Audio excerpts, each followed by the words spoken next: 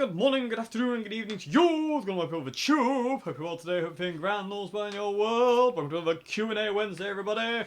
Let's get straight to it before I run out of oxygen.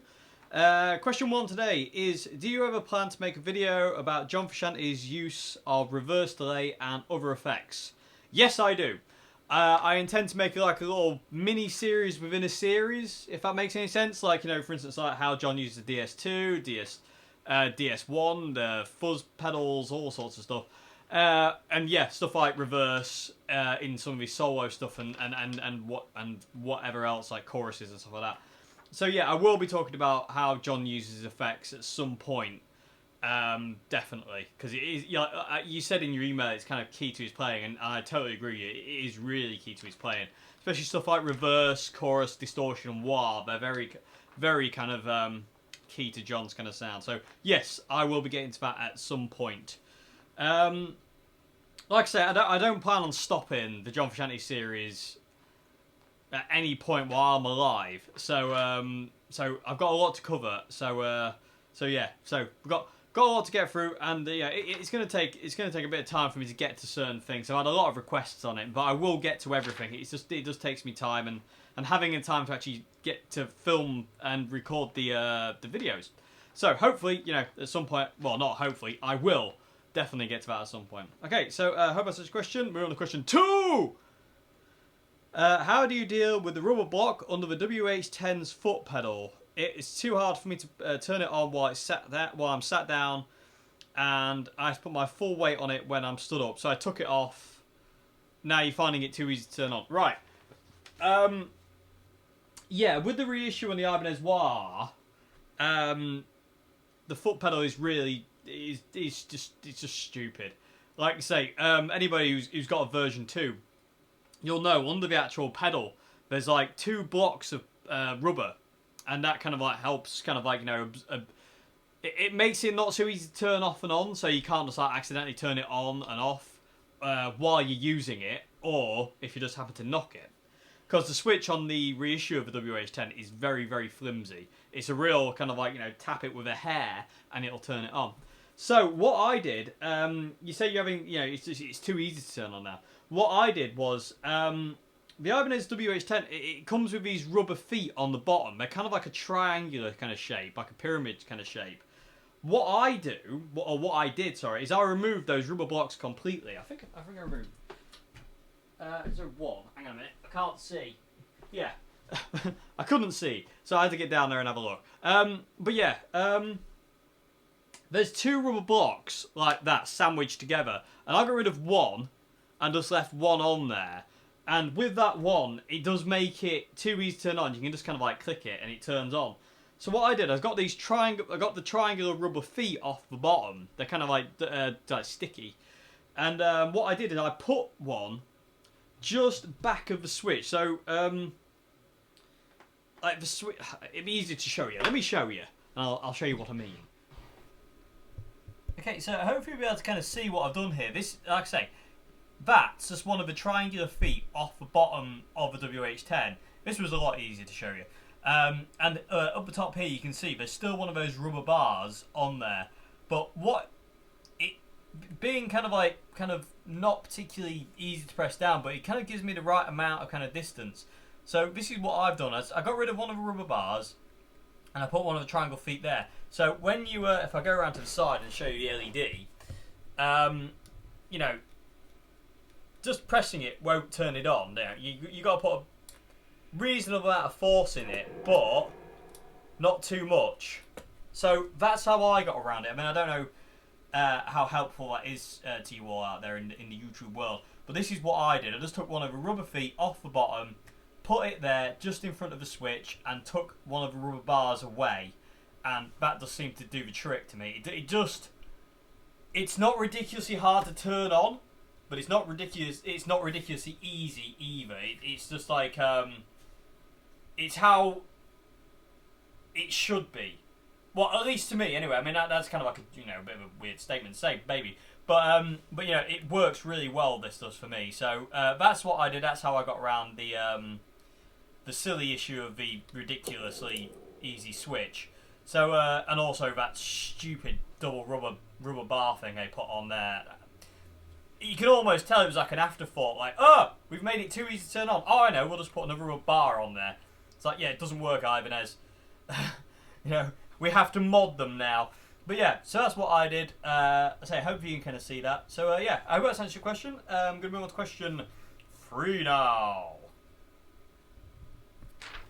Okie dokie, so question 3, everybody, today is, do you have any tips or words of encouragement about learning guitar? I've been playing guitar for 3 years and I can't see myself getting even close to what I want to be able to do. Should it be this difficult? I really like Jimi Hendrix, John Frusciante and John Mayer. You know, should it be this difficult? Yes. Guitar is hard. Guitar is a lot. It's hard work and it takes years. I'll be playing 16 years this month. I started playing properly on my birthday when I was 16 years old. And I'm dating myself. It's alright, it's all good. What is age but merely a number? You're only as young as you feel. I feel like about 116. No, anyway, back to the question before I get waylaid. I've got to stop myself from doing that. Anyway, yeah, guitar is hard work. It takes ages. Like I said, I've been playing 16 years this month, and I'm still nowhere near where I'd like to be. I know what I want to be able to do with the guitar, just that I'm not there yet. And it's a constant progression. You're never gonna, you know, in my opinion, if you ever think you've learned everything you want to learn on guitar and you're kind of like, you know, oh, I'm done. You're lying to yourself, because you're not. There will always be something that comes on and go, oh God, I want to learn that. There's always going to be something else that you come across that you want to learn. And, you know, that's just, you know, that's the way that is. And, you know, it might be something that totally bypasses you for the first couple of years you're playing. And it might even come up like, you know, many years into your guitar playing, go, God, I really want to play like that now. So it's, you know, yeah, guitar is difficult. It is difficult. There is no easy, quick route to being able to play anything on the guitar. It takes time, a lot of effort, and a lot of hours put in to get where you are. You know, if you see a great guitarist, they didn't pick it up and just start that way. That's hours and hours and hours and hours of practice and hardship and really working at it and really getting it right. You know,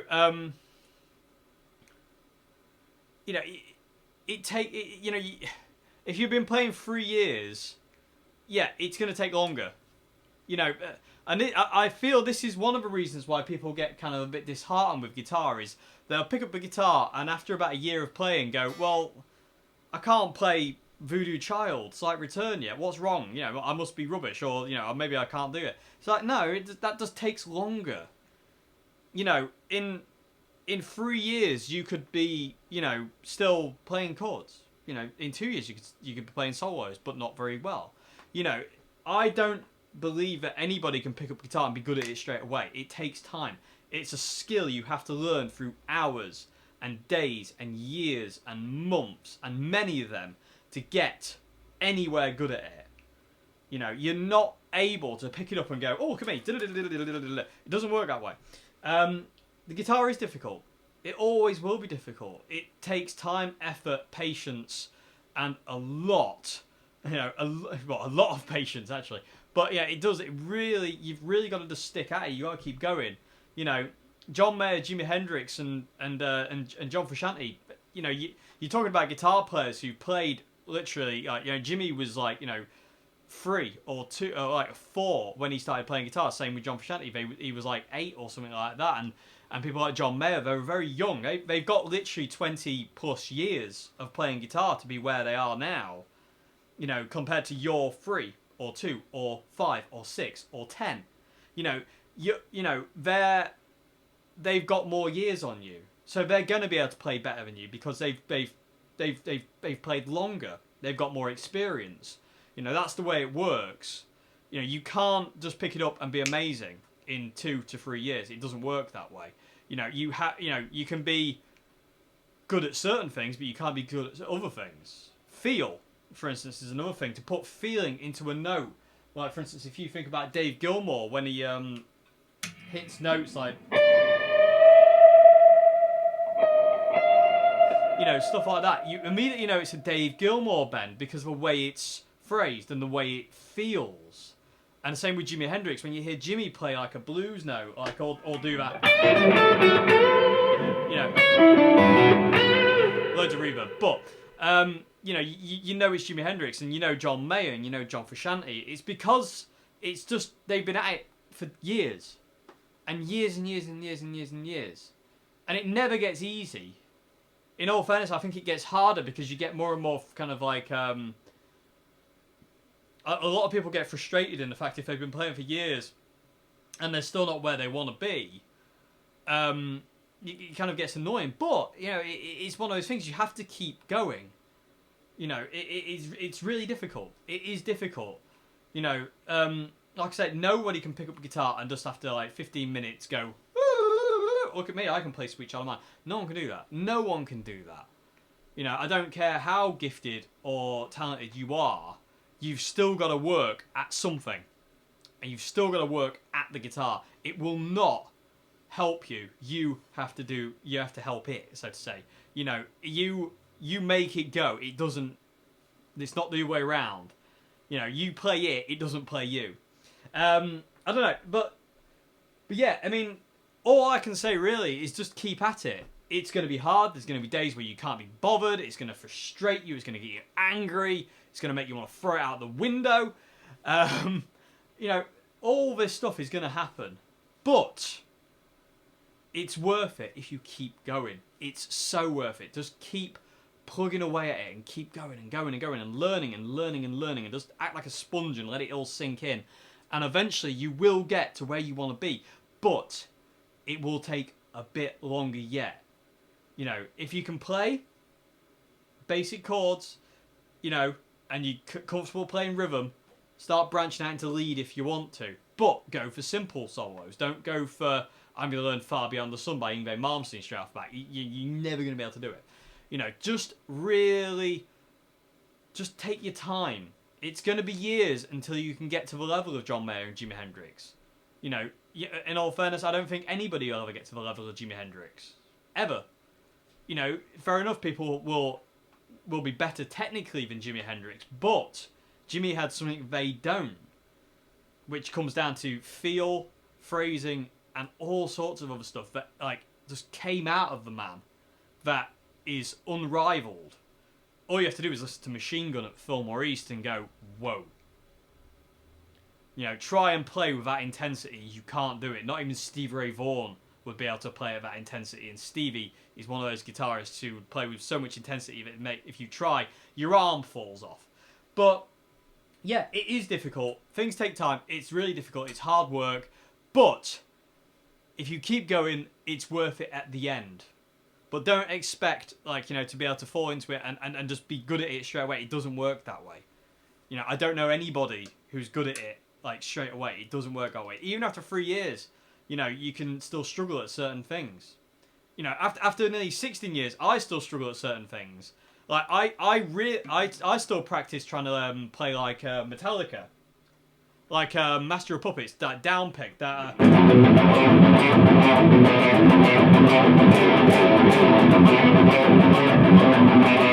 You know, I'm still no good at that, and that's what I practice, stuff like that. I really want to be able to play that like James does, like down pick, but it's really hard for me. So I end up having to alternate. You know, I have to alternate pick for the time being, because I'm still practicing at the down pick. And also Offspring. Down picking and Offspring, like Palm Me Down picking and Offspring kind of songs, like Want You Balance.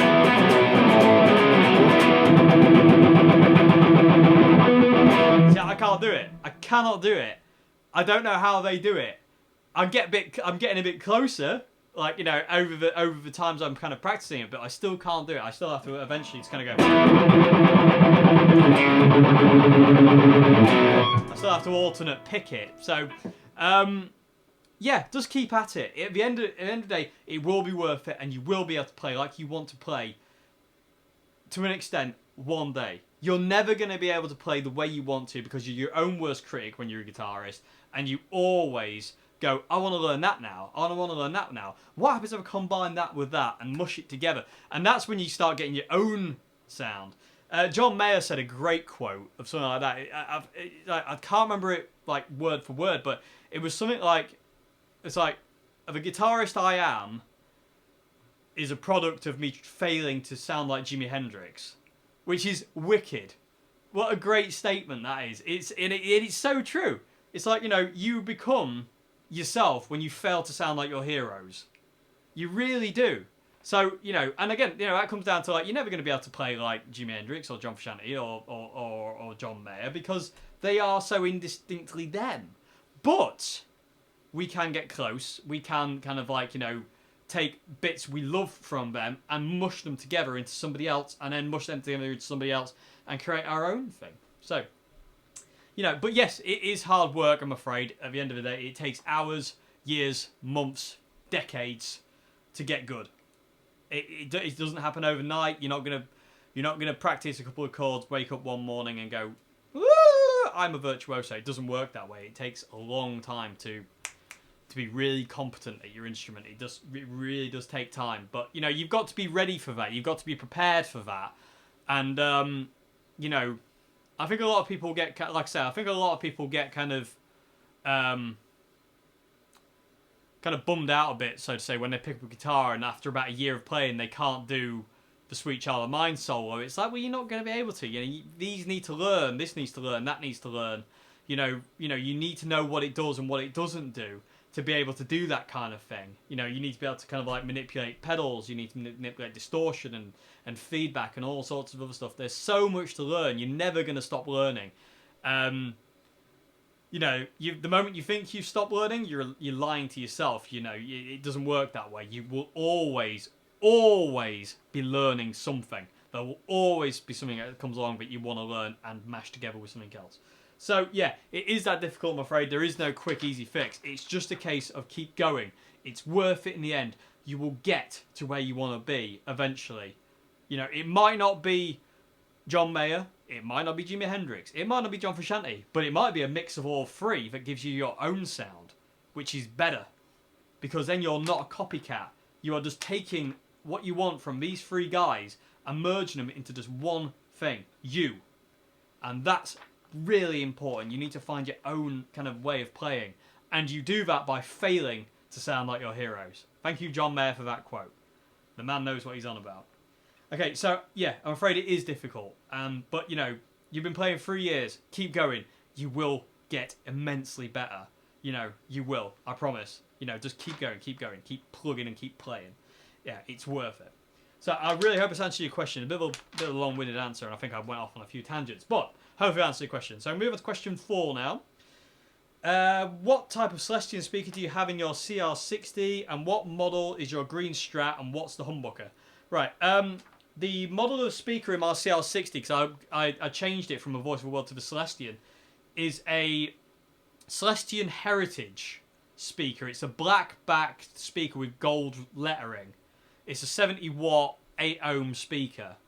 And it's really nice. It's not as nice as the 75 G12 75 Ts, I think, that are in the JCM 900 cab. It's not as nice as them. It's a little bit darker and a little warmer sounding. The 75s in the JCM 900 cab are a bit smidgen more brighter and a bit more articulate, but it's still an awesome speaker, and it's definitely my second favourite speaker of all time, with the Marshall MG speaker. They're kind of on par, so to say. They sound very, very similar, actually, to the MG speakers sound very close to them. But, like I said, it's a black-back speaker. It's called a Heritage, Celestion Heritage, with gold lettering, and they're just awesome. They're really, really smooth response speakers, and I really, really love it in the CR60. It sounds immense, and it's also made the amp louder as well. I think the amp's got a bit more room to breathe because it's a 70-watt speaker instead of a 60-watt. It's got 10 watts more it can kind of like breathe and stretch into. So so that's the speaker I've got in that. Like I say, it's just over there, everybody. You can see it with the wide-angle lens now. Ha ha! But yeah, that's the speaker I've got. It's just the Celestion Heritage 80-watt, 8-ohm speaker. 70-watt, 8-ohm speaker. Really, really cool. Okay, green Strat. Okay, the green Strat is a nothing, really. The body and neck were given to me by my good friend Richard, who modded my Lemon Drop recently. And the body, I think, is a Mexican Strat body. It's just a, your bog standard Mexican Strat body. The neck's off an Encore guitar, and it's ridiculously lovely. If anybody picks this, if you ever get a chance to pick this guitar up, you'll be like, wow, because its neck is really, really nice. The scratch plate is from a company called Axis of Us, which I buy a lot of stuff from, and I can't recommend them enough. Awesome, awesome company, Axis of Us. And all the electrics are from an Aria, and the machine heads are from an Aria STG series guitar. It's a cheap, budget model Strat copy with a humbucker and a coil tap. And that's all it is. It's just, the humbucker, there's 2 single coils, all the parts of the selector switch. They're all just off the Aria Pro, the Aria STG. That's all they are. They're kind of budget model pickups, but they are amazing. And I can't recommend it enough. If you see an STG and you want a humbucker Strat, the necks are amazing on them, and the electrics are amazing on them, and they sound and play amazingly. So that's what that is.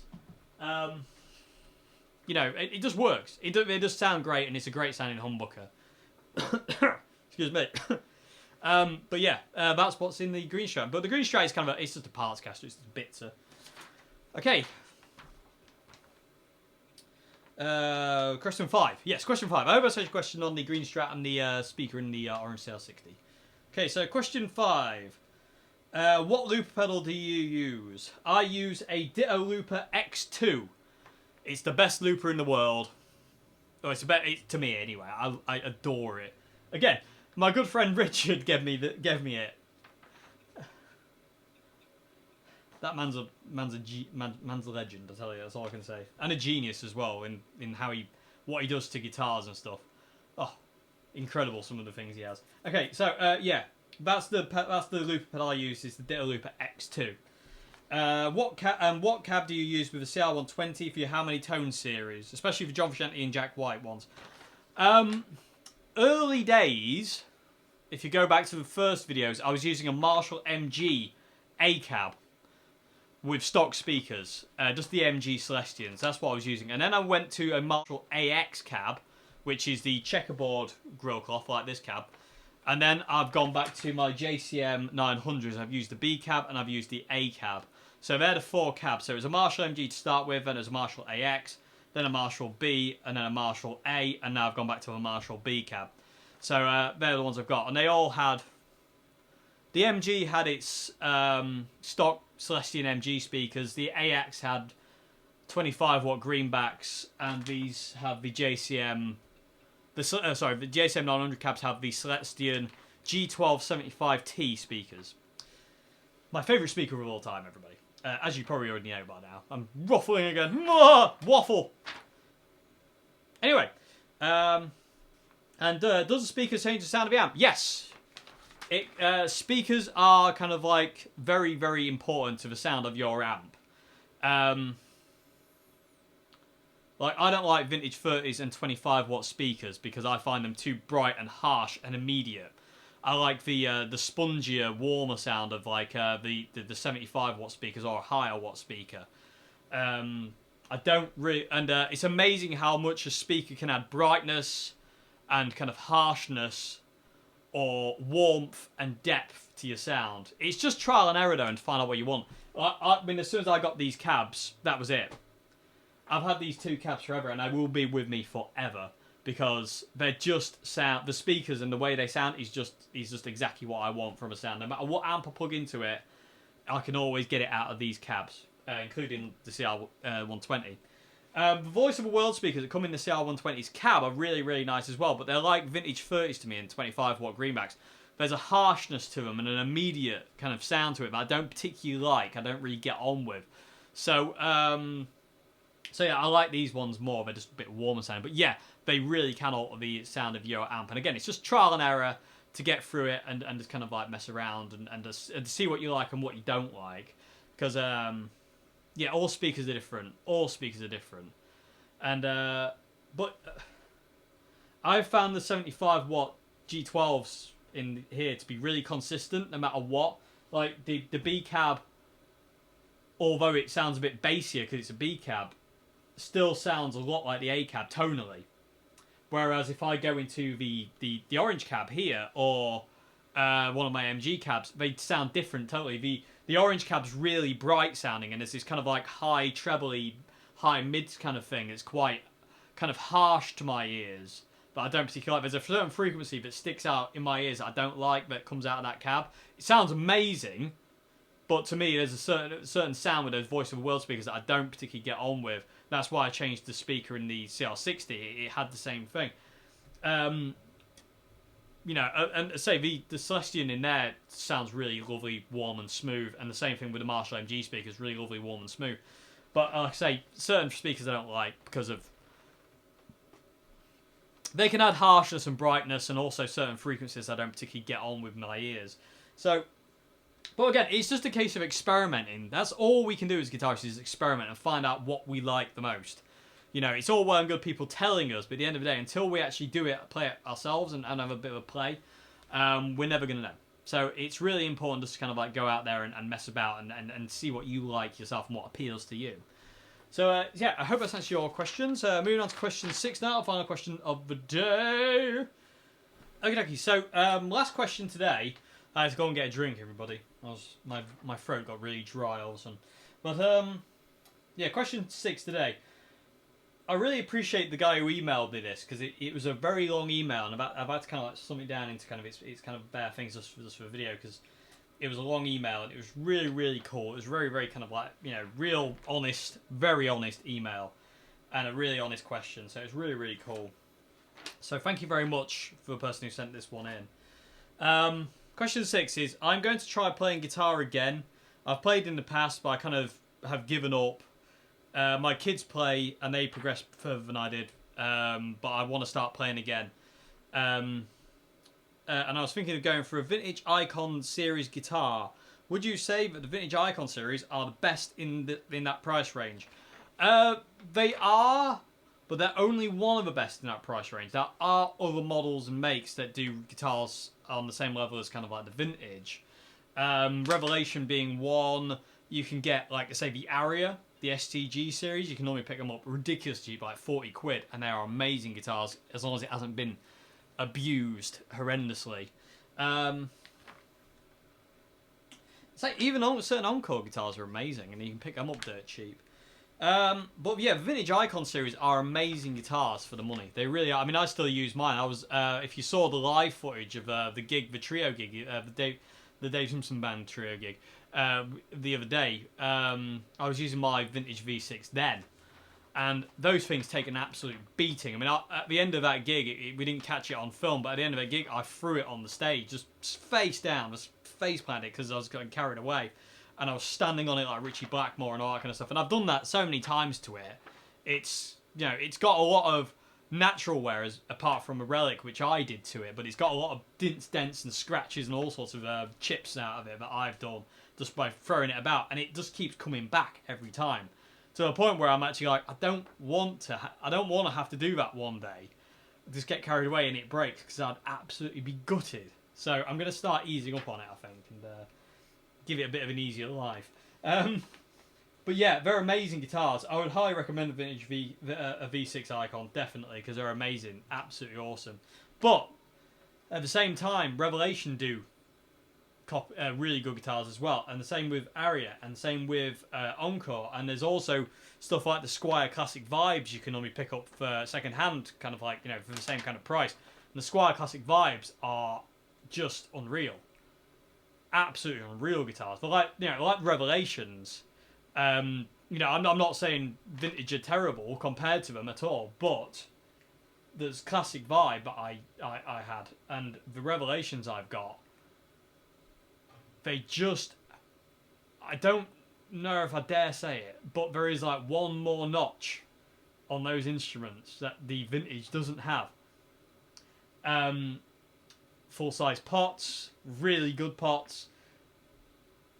It's just certain things, it's just whoa. It's just next level. But how they do it for the price they are, I will never understand. But it's awesome.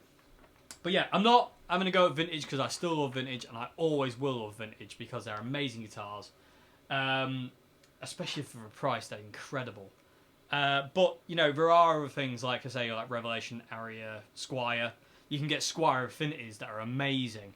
You know, you said you wanted like a free single coil pickup guitar.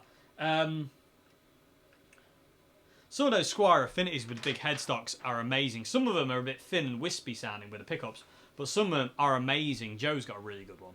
But, yeah, I mean, it's just a case of going around and trying other things. Just try everything you can. If there's a guitar shop nearby, you try everything in there that's in your price bracket.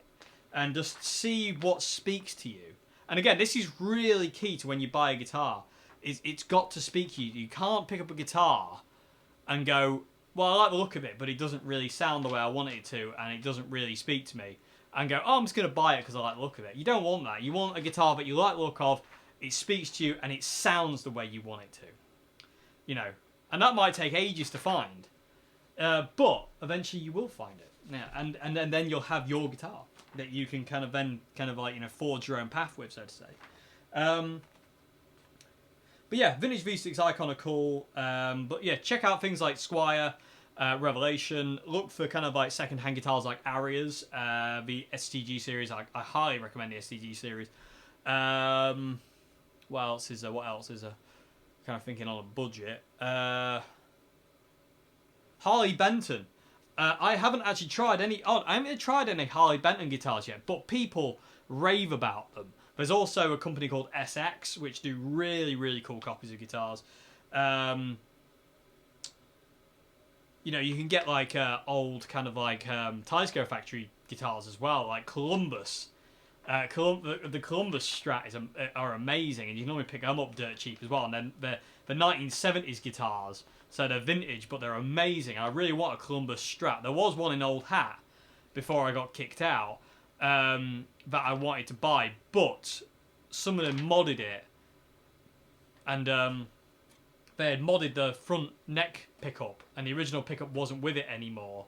And as a result, it was kind of like, well, I want it for that sound, because everything it was a I can't remember what the pickup was in the neck, but it was a lot higher output than the other two, and it just kind of sent the guitar out of whack. And the back two pickups, the bridge and the middle, sounded better than the neck, and it looked a bit stupid. But I really want a Columbus Strat from the 70s because they're amazing guitars, absolutely stunning guitars. So yeah, I mean, anything that I've mentioned, you know, just have a look. And people of a tube, what would you recommend? If you've had any experience with like Harley Benton guitars, let us know what you think, and let's help this guy out, and let's kind of like, you know, Strat style guitars we're after. So yeah, if anything I've not mentioned, put in the comment section below, and let's help this fellow out, and you know, get him playing guitar again with a guitar he loves, because that is key. You've got to love the guitar you play, otherwise you're not going to want to play it. Okay, so yeah, any of them, but like I say, people of the tube, in the comment section below, write your recommendations. Haha, I don't know what that was. I was trying to think of a word, so that was helping. It was winding up my brain. Okay, you also asked about amps. You said you can't make your mind up between a Peavey Bandit Red Stripe or a 20-watt Orange CR1, CR20. You only want it for home use. I know, is there any Marshalls you'd recommend? As usual, if I'm going to recommend a Marshall, it would have to be an MG. An older MG, though, like the DFX or the HDFX, if you want to go for a half stack, which are always more fun. But yeah, I mean, any of the old Marshall MGs are amazing. The 50 watt, I've got a 50 watt just down there, you can just kind of see it. I'm going to do a demo of it soon. But the 50 watt's nice, but the clean channel's really, really cool. But the dirty channel's a bit more Marshall triple super lead. It's very kind of modern kind of sounding, and I don't particularly get on with it very well. But it's kind of a harsher kind of sound. It's not very classic, whereas the 100 watt combo and head are a lot more kind of classic Jimi Hendrix kind of sound. You know, Guns N' Roses kind of early sound and stuff like that. Whereas the 50 watt is a lot harsher. It's a lot more modern on the distortion channel. But again, if you're using pedals through the clean channel, you can get that kind of stuff. You can get the older kind of sounds anyway. But But yeah, I mean, you said are the new Peavey Bandits as good as the Red Stripe? Honestly, I can't say because I haven't tried a new Bandit. People of the Tube, if you've tried a new Bandit, are they still good or are they not as good as the Red Stripe? People of the Tube, help us out. I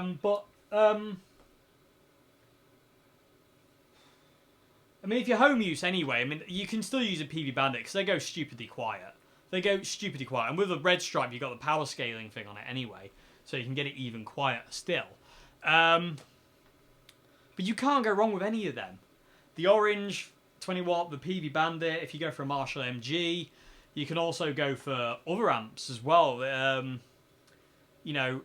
Custom do great cheap amps as well as the Quad. I think it's called the Quad. It's like a 2x12 combo. That's an amazing combo.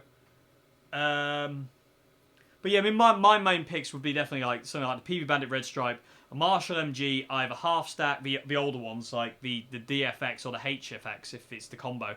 DFX, sorry. HDFX is the head, the DFX is the combo. But it's got to be the 100 watt really, but you can still use them at home. They go really, really quiet. And there's one I've just remembered, which I'll say in a sec, but you're probably all screaming at the screen at me right now. But yeah, the orange Marshall or the Peavey, any of them will do. But there's another one. The Boss Katana, everybody. I finally have one. I will be getting the demo up this Friday. I'm in love. If you saw the live stream, I think you'll be able to see how much in love I am with that. But the Boss Katana 50, Boss have nailed it. Absolutely nailed that thing. My gravy. Onion gravy at that. It's absolutely unreal. And you got power scaling, you've got the ability to have so many effects. All the models sound amazing with the foot switch, you can have presets and all sorts of other stuff. The Boss Katana is a must for guitarists, I think. I think every guitarist should own one. I really do. It's like the CR120 or the CR60 or the Marshall MG. Sorry about that, everybody.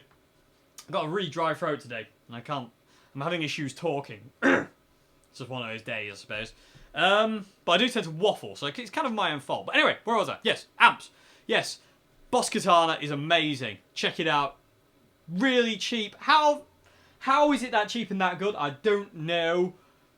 I'll have to have a voice. But yeah, the Boss Katana is amazing. I've got the 50 watt version I'm going to demo. I would love to try the 100 watt version. The Boss Katana scared me. It's really scared me. And I'll explain and show why on Friday. But yeah, Orange, Marshall, Peavey, and Boss. Those three amps. Yeah, the Marshall MG, the old ones, the Orange, any of the Crush series are awesome. The Peavey Bandit, I would recommend the Red Stripe because the Red Stripe I find I've tried a lot of bandits in different kind of forms, and I find the Red Stripe to be the best myself. I mean personally, but you know, like I say, people of a tube. Let me know if you've tried one of the new bandits, and let me know what it's like. And also, where was it? Yeah, so we've got the Marshall MG, any of the CR series, the Peavey Bandit Red Stripe, and the Boss Katana. Those four. If you've got those four amps, you don't need any other amp in the world, as far as I'm concerned. They just do everything. I mean, I'm sure I can get absolutely destroyed for saying that, but at least to me, the CR120 is ridiculously versatile. The MG is ridiculously versatile. The Bandit is really versatile, and the Katana is ridiculously versatile as well. So it's like, out of those four, you can't go wrong. It just depends on your price bracket, but they're all kind of in the same place, really. I mean, I'd say the most expensive would probably be the Orange. You can pick up a Marshall MG for really cheap. You can pick up a Peavey Bandit for, Red Stripe for really cheap. And the Boss Katana new for 50 watt is like 200 quid. How is it 200 quid?